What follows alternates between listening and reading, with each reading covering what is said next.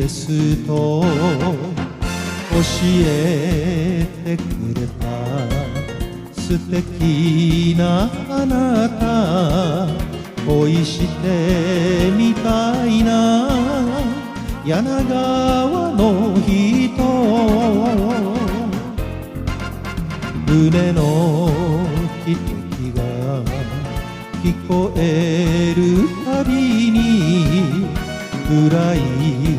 窓見るあなたの瞳、何を思って誰を待つのか、慰めたいな天草の人。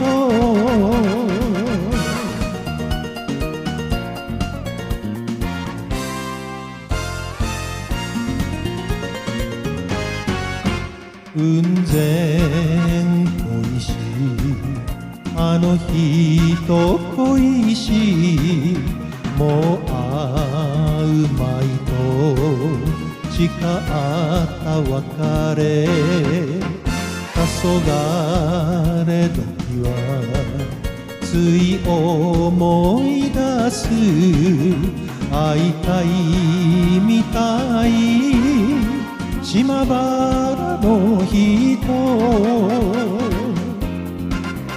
あれは出島か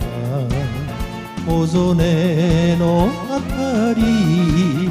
じゃがたらお春の切ない心、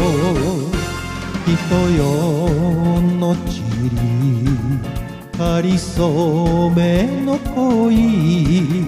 二度と会えない長崎の人。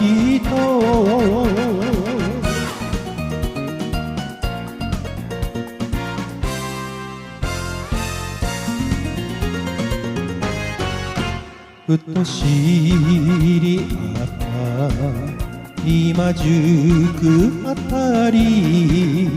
恋を語ったお城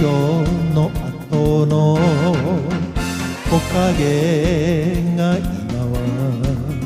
あなたの形見、